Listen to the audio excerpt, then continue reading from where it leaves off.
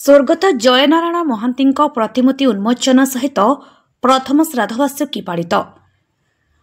आधुनिक जलेश्वर निर्माता महाविद्यालय सुप्रतिष्ठापक सुदक्ष पुरुष लोकप्रिय मानववादी प्राक्तन विधायक स्वर्गत जयनारायण महांती प्रथम श्राद्धवार्षिकी दिवा 10 घटिकार जलेश्वर जगन्नाथ डिग्री महाविद्यालय परिसर में प्रतिमूर्ति उन्मोचन सहित प्रथम श्राद्धवार्षिकी स्मृतिचारण सभा महाविद्यालय अध्यक्ष सरोज कुमार महांती अध्यक्षतार अनुष्ठित हो जाइछि।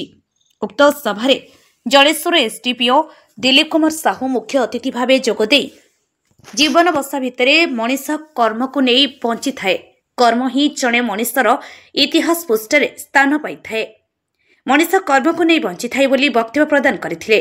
जलेश्वर बीडीओ गौरांगचरण घोष मुख्य वक्ता भावे जोगदे वक्तव्य प्रदान करथिले।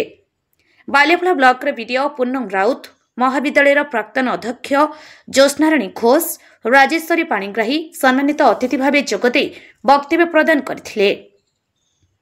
अध्यापक अशोक कुमार रथ वेदपाठ सह प्रारंभिक भाषण प्रदान करथिले। अध्यापक श्रवणनाथ मंचहन सहित अतिथि परिचय प्रदान करथिबा बेले अध्यापिका डॉक्टर मोनालिसा चांद शेष धन्यवाद अर्पण करथिले। ज्ञानरंजन जेना, सौम्यरंजन महांती, निरंजन परिड़ा, विजेश कुमार सेनापति, निश्चल कुमार घड़ई, इप्सिता दास, रश्मिरेखा पात्र, मृत्युंजय मल्लिक, धनंजय जेना, आशुतोष पात्र प्रमुख अध्यापक अध्यापिका माने परिचालना करथिबा बेले रंजित राय, संबित प्रधान, बेबीराणी नंदी, पद्मलोचन सामल, गौरी बेर, सत्यजित महांती प्रमुख अन्य कर्मचारी माने सहयोग करथिले। मुझे श्रवण कुमार नाथ, राजनीति विज्ञान अध्यापक, जगन्नाथ डिग्री कॉलेज।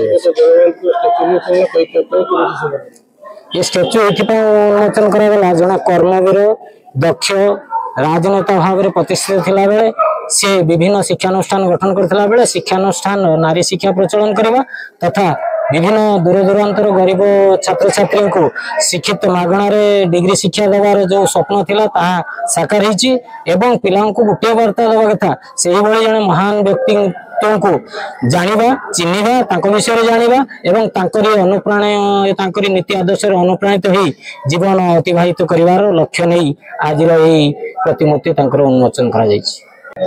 मोना सरोज कुमार महांती, अध्यक्ष जगन्नाथ डिग्री महाविद्यालय जलेश्वर।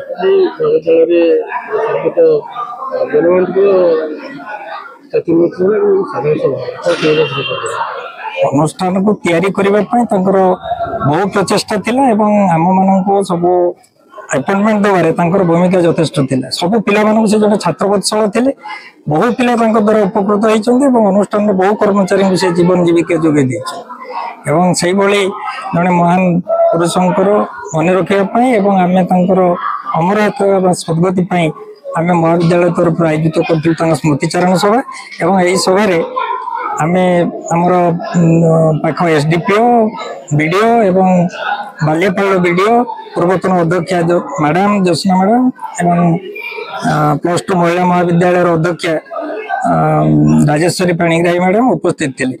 आम समस्त पाखे गोटे वार्ता हो जड़े महापुरुष को किभली भाव में मन रखा और आत्मार सद्गति आम समस्त चेष्टा करवा उचित। जलेश्वर मनोज कुमार भूया रिपोर्ट, अपराह्न लाइव।